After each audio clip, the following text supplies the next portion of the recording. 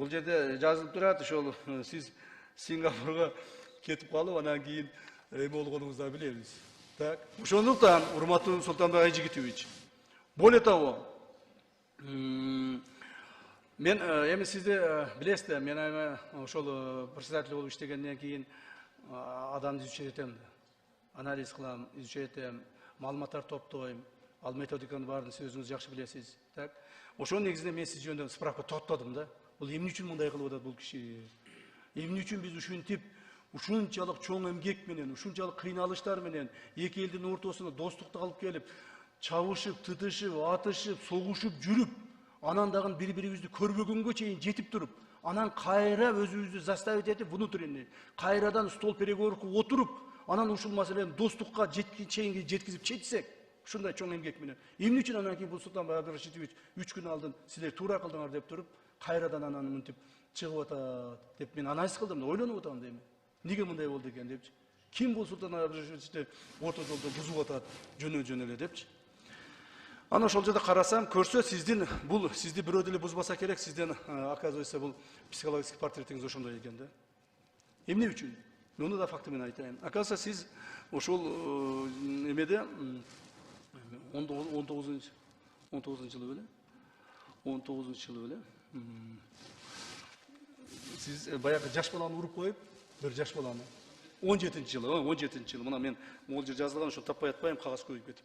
17-жылы бир жаш баланы уруп коюп, анан кийин ушу өзүңүздүн бир туугандарыңыз жалаң сот системасы иштейт экен, тияк-бияк болот экен, баягы хулиганствону башка эмеге статьяга которуп отуруп, анан кийин жанагы срок өттү деп туруп, анан сизди бошоткон турбайбы? Кылмыш жоопкерчилигиненчи. Бирок ошол өзүңүздүн кылмыш жоопкерчилигине тартылган справкаңызды сиз Центр избиркомго бербепсиз. Мен эсептеп чыктым, карап чыктым муну дагы. Мен муну кертең Султанбай Абдрашитовичтин мандатын алып койсо, таң калбаңыздар. Центр избиркомго. Мен запросту жөнөттүм. Ушундай справка барбы десем, аларда жок экен. Мыйзамда мынтип жазылып турат. Следует отметить, что согласно статье 61, части 1, пункта 2 Конституционного закона Кыргызской Республики о выборах президента Кыргызской Республики и депутатов Жогорку Кеңеши Кыргызской Республики, кандидат Султанбай Айжигитов при регистрации в качестве кандидата в депутаты Жогорку Кеңеши Кыргызской Республики был обязан указать все обстоятельства о своей имеющейся судимости или привлечении к уголовной ответственности. Однако Султанбай Айжигитов целенаправленно скрыл в анкетных данных вышеуказанные факты при подаче заявления в СИК Кыргызской Республики на регистрацию в качестве кандидата в депутаты Жогорку Кеңеш Кыргызской Республики в октябре 2021 года. При этом, согласно статье 46 Конституционного закона, регистрация избранного кандидата отменяется в случае подтверждения фактов сокрытия кандидатом сведений о его привлечении к уголовной ответственности и признания судами виновным в совершении преступления. Урматтуу депутаттар, мен муну ардынан айтып койдум, мен уже запросту жөнөттүм. Центр избирком өткөндө маган айтырып бериптир, биз бүгүн карап атабыз. Мен айтып карабагыла дедим. Эгер силер мен ратификацияга чейин барып карап туруп, Айжигитовдун мандатын алып койсоңор, анда элдин баары айтат. Булар ушу ратификациядан коркуп кетип алдырып койду окшойт депчи. Мына мыйзамды бузгандыгы боюнча фактыны мен Центр избиркомго бердим. Азыр Кудай буйрса ратификацияны өткүзсөк, президенттерибиз колду койсо, обмен нотами болсо, мыйзам күчүнө кирсе, анан кийин мен повторный запрос жөнөтөм Центр избиркомго. Султанбай Абдрашитович, сиздин ошол бекитип койгон, могул кылган кылмышыңызды бекитип койгон анкетный данныйларыңызды жазбай койгондугуңуз үчүн бул мыйзамдын талабы. Муну да коомчулук билип алыш керек. Эртең ойлоп жүрүшпөсүн, буну таши преследовать этип. Мен эч ким преследовать эткен жокмун. Мыйзамды раз мыйзам боюнча иштейбиз дейсизби? Давайте по закону будем работать. Все, в соответствии с нашим законодательством вы сокрыли свои преступления. В соответствии с этим ваша регистрация отменяется. Ну, законно так написано. Я не знаю, Центр избирком какое решение примут. Но законно так написано. Так, я по вас закончил, извините. Себеби дегенде, мен сиз үчүн айтканым себеби, Султанбай Абдрашитович, мен сизди адам катары сыйлайм. Бирок, саясатчы катары, Ушундай ситуациядан, урматтуу президентибиз Садыр Кожоевич айткандай, ушундай ситуацияда сиз элди колдоп, мамлекетти колдоп, жасалып аткан туура иштерди колдогондун ордуна кайрадан раздор кылып, коомчулуктун ортосунда ушундай чоң билбеген адамдарга жаракат кетиртип, моундай жалган маалыматтар таратып, айтканыңыз сизди депутат катары эч качан урматсызга алып келбейт. Анан мен Достук айылдан сураттырдым. Мына дагы айтып коеюн. Достук айылдан Султанбай Абдрашитовди Достук айылында көргөн бирөө барбы? Кайсы маалда? Десек, бардыгы айтышты, эч качан биз аны көргөн эмеспиз деди. Губернатор болгондо дагы, болгондон кийин дагы, депутат болгондо да көргөн эмеспиз дешти. Оказывается, сиз Достук айылын билбей турбайсызбы? Ошон үчүн айтып атып турбайсызбы? Достук айылы тигили Варуктун воротасында депчи. Может быть, у вас другие мысли, я не знаю. Может быть, как-то bizde комитетчиктер ар түрдүү башкача ойлонот. Булар, может быть, каяка кетти? Мына Достук айылын, может быть, бул ойлоп атабы? Достук айылы ушу самый крайний айыл, ушул жерден тигил эмен Варуктун жолу башталат деп ойлоп атат окшойт чамасы. Андай эмес да.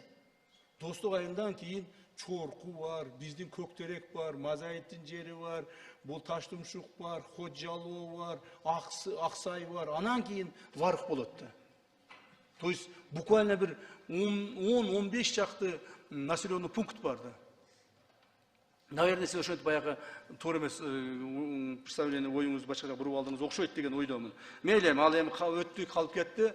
Бирок сизге сөз берем. Бирок ушундай иштер болуп аткан маалда кимдер болсо дагы сиз эле эмес. Мына мен коомчулукка кайрылып коеюн. Ушул Достук айылын, Баткенди барбаган, көрбөгөн, билбеген адамдар отуруп алып жазып атышат. Ой, жерди сатып бирди, элди сатып бирди, же болбосо башка кылып бирди. Андай эмес тууганда. Эч качан биз элди, жерди сатабыз деп келген эмеспиз. 1 метр жерди бергенден көрө ошол жерде мен өзүмдүн башымды бергеним жакшы. Мындай ситуациялар болгон. Мына Кагылыш маалында ушундай ситуациялар болду. Мен ошол жердеги балдардын, мен ошол жерде жоокерлеримдин канын көрдүм, ошолордун жанын көрдүм, ошолордун ата-энелеринин көз жашын көрдүм. Ушунун бардыгын өзүм аркылуу өткүздүм. Анан кантип мен ушу жеримди берип берейин? Кантип мен ушу ишепте бүтүп кетсин деп туруп аракет кылайын? Жок, мен ишти бүтүрөм, бирок биздин кыргыз мамлекетинин пайдасына, кыргыз мамлекеттин келечегине бүтүрөм деп аракет кылгам, жана ошого биз жетиштик деген ойдомун. Рахмат. Дагы сүйлөм дедиңизби, айтып коюңуз. Абдрашитке сөз берип койгула, аны дагы. Султанбай Абдрашитов, микрофон бериңиздер. Рахмат чоң.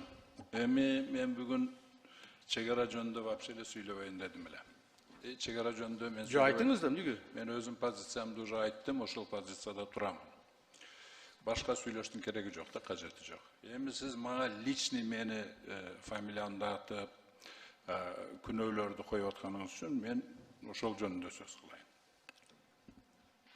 Камчы Кыдыршаевич, азыр сиздердин колуңуздарда күч да силердин колуңарда, акча да силердин колуңарда, СМИ да силердин колуңарда. Акча жөнүндө айтыңыз.